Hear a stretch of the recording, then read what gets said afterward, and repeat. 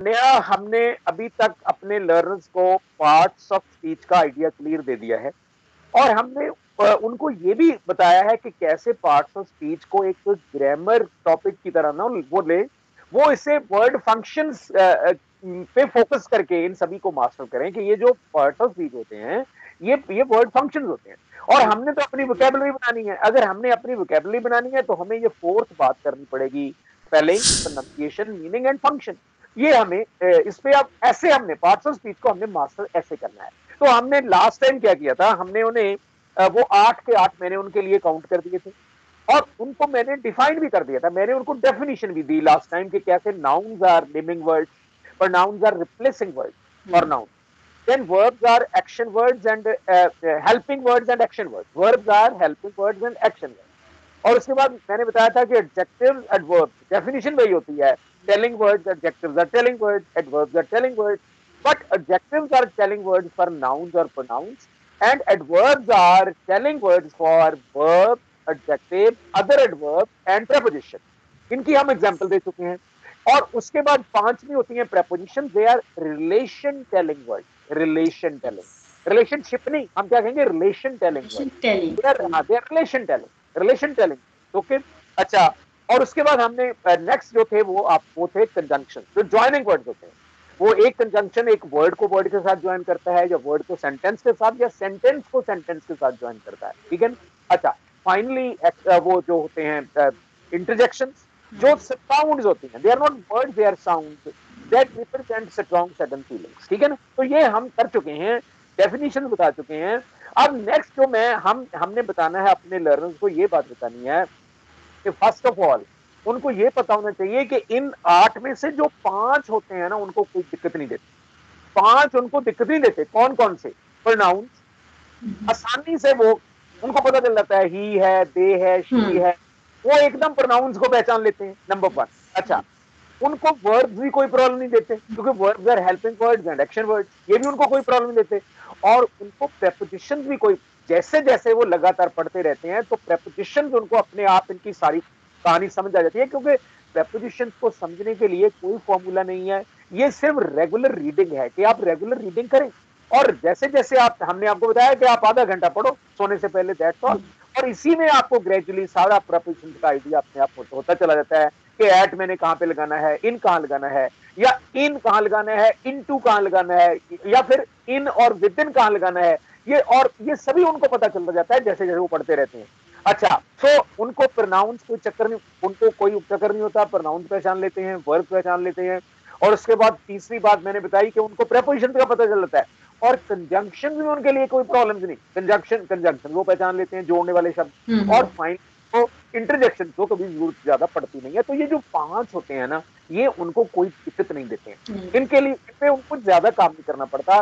तो हालांकि देख, मैं कई बार जो कॉम्पिटिटिव एग्जाम होते हैं, तो उसके लिए तो पता है कि स्पेशल लोगों की ट्रेनिंग होती है, और स्पेशल किस्म के उनको क्वेश्चन एड्रेस करने के लिए कहा जाता है। लेकिन मैं बताऊं, जो आदमी अंग्रेजी सीख चुका है वो समझ जाता है कि किसी भी टेस्ट में, चाहे वो किसी बैंक का कंपटीशन हो, चाहे वो आईएएस का कंपटीशन हो, चाहे वो कोई भी कंपटीशन हो, तो 2 किस्म के प्रश्न होंगे हमेशा। Number 1, there would be questions based on words, question based on words, that's all. इससे क्या है, कैसे होते हैं कि जी आप ईडियम्स बताओ, ईडियम्स बताओ। अच्छा, आप प्रेपोजिशंस बताओ, ईडियम्स बताओ, प्रेपोजिशन बताओ। अब इसका अब देखो, और उसके बाद और भी होता है, सिनोनिम्स बताओ क्या होते हैं जी, एंटोनिम्स क्या होते हैं ये बताओ। अच्छा, और 3 किस्म के वर्ड होते हैं, होमोनिम्स क्या होते हैं जी, होमोफोन्स क्या होते हैं जी, होमोग्राफ्स क्या होते हैं। अच्छा, या फिर one word substitute, one word substitute. तो ये अलग अलग, और या फिर कई बार फिल इन द ब्लैंक आ जाता है। तो ये सारे के सारे जो क्वेश्चंस हैं, they are based on only one idea कि इस आदमी की वोकैबुलरी कैसी है, इसे वोकैबुलरी आती है। तो इसीलिए हम अपने लर्नर्स को कहते हैं कि अगर वो अभी स्कूल स्टेज पे हैं, कॉलेज स्टेज पे हैं, अभी कंपटीशन 3-4 साल दूर है, तो अभी से वो लैंग्वेज पे इस तरह काम करने लग जाएंगे। ये सारे का सारी, all the questions based on words will be very easily and neatly done by them. उनको कोई रट्टा नहीं लगाना पड़ेगा। अदरवाइज क्या होता है, अगर वो वर्ड्स पे काम नहीं करते तो जब कंपटीशन आ जाता है तो उनको गाइडें खरीदनी पड़ती हैं, उनको उनको ईडियम्स का रट्टा लगाना पड़ता है, प्रेपोजिशन का रट्टा लगाना पड़ता है। तो वहां तो रट्टा ही चलता है, और क्या चलता है। तो वो इनको, ये इसीलिए हम कहते हैं अपने अपने लर्नर्स को कि ये पक्की आदत बना लो कि आधा घंटा मैंने इंटरेस्टिंग कहानी को एंजॉय करनी है और अपनी लैंग्वेज पे काम करना शुरू कर देना है। तो ऐसे जब वो काम करता है तो उसको ये प्रेपोजिशन वगैरह ये सभी अपने आप उसको मतलब सभी की सभी उसकी तैयार होती है, उसे कहीं पे मगिंग करने की जरूरत नहीं पड़ती। तो अच्छा मैं बता रहा था एक दो किस्म के क्वेश्चन होते हैं कॉम्पिटिशन में। एक तो बेस्ड ऑन द वर्ड्स, कि इसको वर्ड्स कैसे आते हैं, अलग अलग तरीकों से वो पूछते हैं, मैंने आपको बता दिया। और दूसरा कंपोजिशन पार्ट होता है। व्हाट इज कंपोजिशन, कि इसे इसे लेटर लिखना आता है, इसे ऐसे लिखना आता है, इसे प्रेसिंग बनानी आती है, that is composition part, that's all. तो हम यही दोनों बातें लेके चले हुए हैं और अपने लर्नर्स को कहते हैं कि इस प्रोग्राम के साथ जुड़ के जो अपना प्रोग्राम है, ये दोनों बातें इन पे काम करना शुरू कर दो और आप कभी भी किसी टेस्ट में कभी फेल नहीं होगे, यही मैं बता रहा हूं।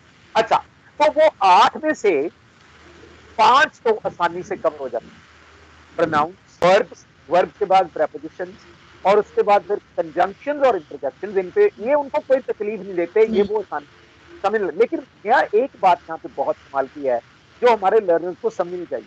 वो बात बताइए क्या होती है, वो ये होती है कि जो आपके देखो प्रोनाउंस क्या होते हैं, प्रोनाउंस जो फर्स्ट पर्सन शुरू करते हैं ना, आई वी, उसके बाद you second person, he she it they, ये प्रोनाउंस होते हैं। अब ये जो प्रोनाउंस होते हैं ना, इनकी 3 कैटेगरीज होती हैं, सब्जेक्टिव प्रोनाउंस, फिर होते हैं पोजेसिव प्रोनाउंस, और फिर होते हैं ऑब्जेक्टिव प्रोनाउंस। आई सब्जेक्टिव है, माई पोजेसिव है, आई माई, मी ऑब्जेक्टिव, ठीक है ना। अच्छा फिर वी पे आ जाए, वी क्या है, वी सब्जेक्टिव है, अवर जो है उसका पोजेसिव है, अस जो है उसका ऑब्जेक्टिव है। हाँ, तो इसी तरह यू, योर, यू, और इसी तरह ही, his, him, she, her, her, they, them, their, it, it's, it.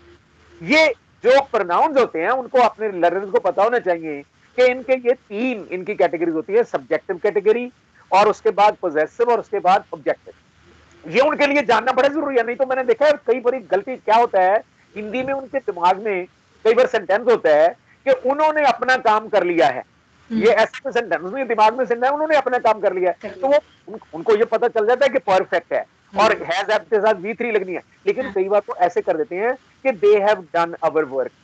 Yes, तो उनके दिमाग में अपना जो है ना, उसके लिए सिर्फ एक शब्द बैठा होता है, अवर। तो ये देखना, ये उनको समझने की जरूरत है। जो अपना है वो आई का अपना है माई, वी का है अवर, और यू का जो, तो ये बहुत अपने जो लर्नर वो उनके दिमाग में अपना का मतलब होता है अवर। अच्छा, उसने अपना सबक याद कर लिया है, he has learned our lesson, ऐसे लिख देते हैं। तो तो प्रोनाउंस के प्रसंग में हम ये उन्हें बताने की जरूरत है कि प्रोनाउंस कोई तकलीफ नहीं देते, लेकिन उनको इन 3 बातों का पता होना चाहिए कि सब्जेक्टिव होते हैं, फिर पोजेसिव होते हैं, फिर ऑब्जेक्टिव होते हैं। और यहीं पे नेहा मैं एक बात बताऊं, ये हमारे जो लर्नर्स हैं उनको पता होना चाहिए कि जो पोजेसिव प्रोनाउंस होते हैं, पोजेसिव प्रोनाउंस, वो एक्चुअली वो एडजेक्टिव होते हैं, दे आर एडजेक्टिव, क्योंकि वो अकेले तो यूज नहीं होते, वो किसी के बारे में बताते हैं। जैसे माई बुक, ठीक है ना, अवर प्रोग्राम, ठीक है ना। अच्छा, योर नॉलेज और हिज अंडरस्टैंडिंग और हर एक्सप्रेशन और देयर विजडम और इट्स, अगर शब्द कोई पक्षी है, इट्स नेस्ट। तो देखो ये सभी के सभी जो पोजेसिव है वो अकेले नहीं आते, कभी उनके साथ कुछ लगा होता है, they are telling about now, ठीक है ना। तो ये हमारे लर्नर्स को पता होना चाहिए कि जो पोजेसिव प्रोनाउंस होते हैं वो सारे के सारे एडजेक्टिव होते हैं, ठीक है। और ये डिटर्मिन, वो एक टर्म आती है स्कूलों में, डिटर्मिनर्स।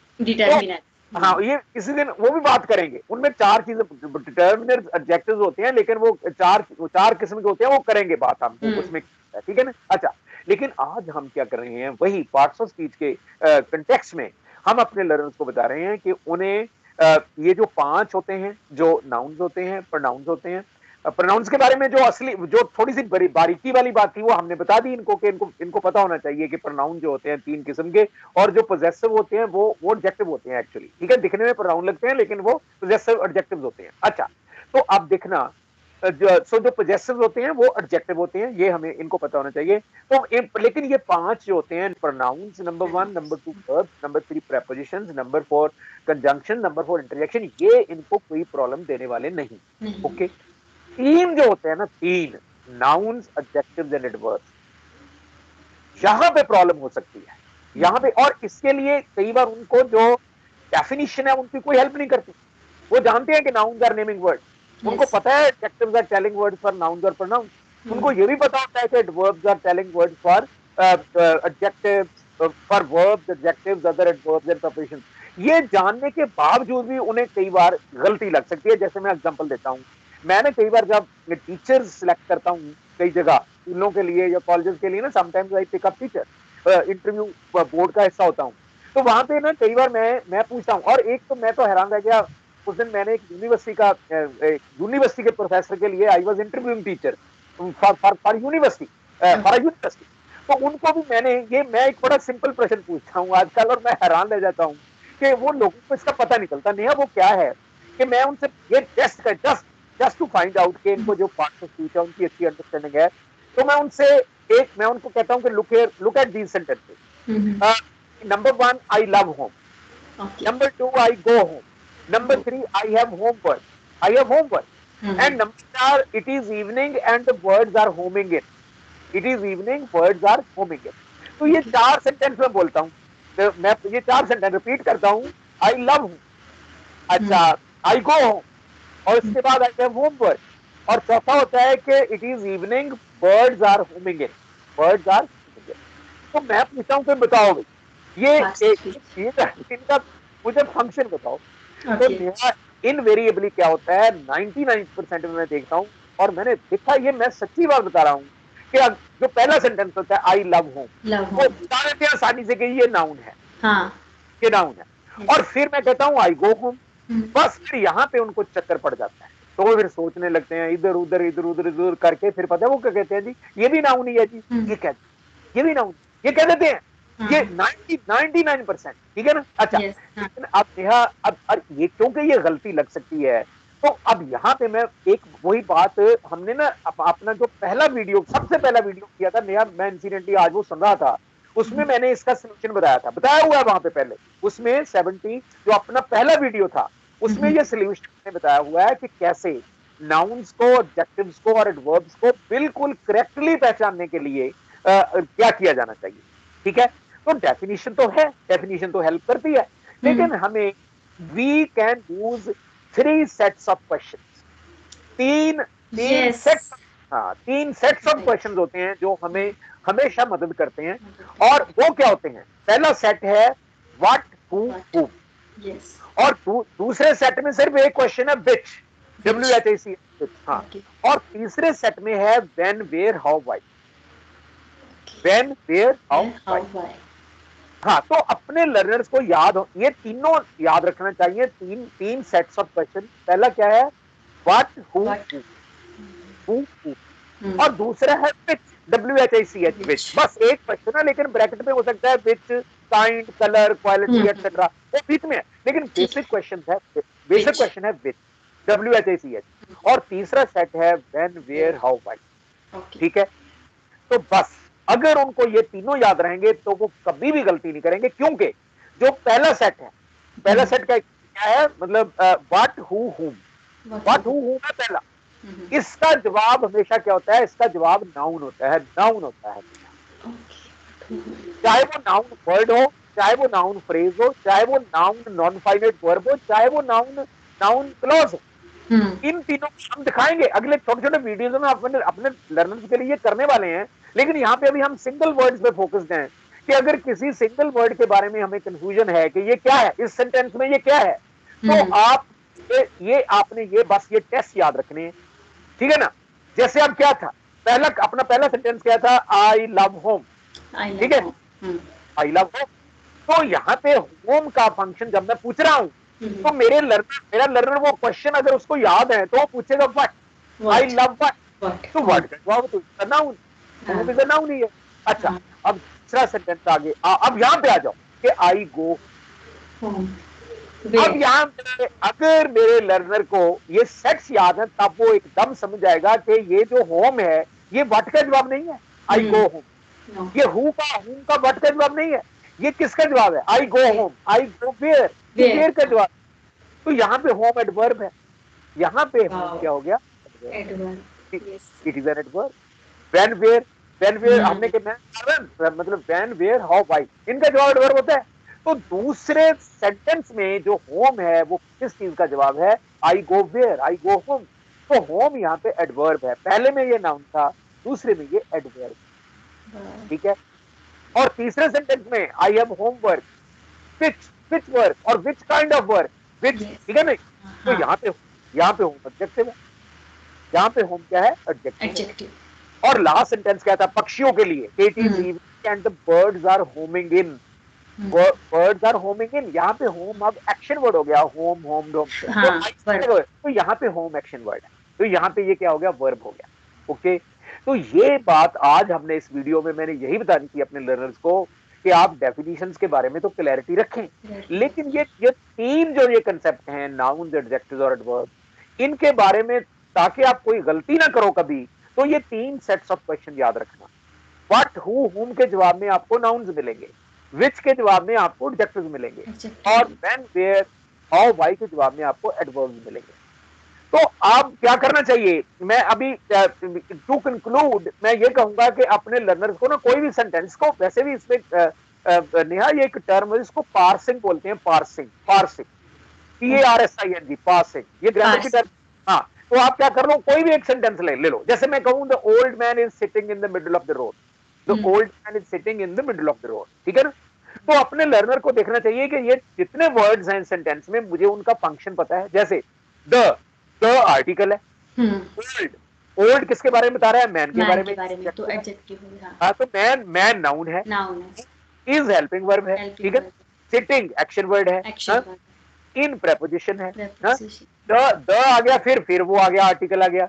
मिडल नेमिंग वर्ड है, मिडल, पार्ट का नाम है ना, मिडल नेमिंग वर्ड है, in the middle. Of preposition है, the article, road naming word.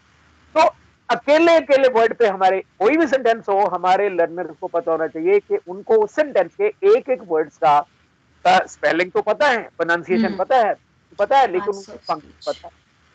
तो उनको पहले ये सिंगल वर्ड्स पे उनको काम करना चाहिए, ठीक है ना। तो अब हम नेक्स्ट हम 3 वीडियोस और बनाएंगे। ये नेक्स्ट वीडियो में हम उनको phrases, noun phrases, adjective phrases, adverb phrases के बारे में बताएंगे कैसे। वही बड़ा आसान है बहुत, यही फार्मूला याद रखें वो।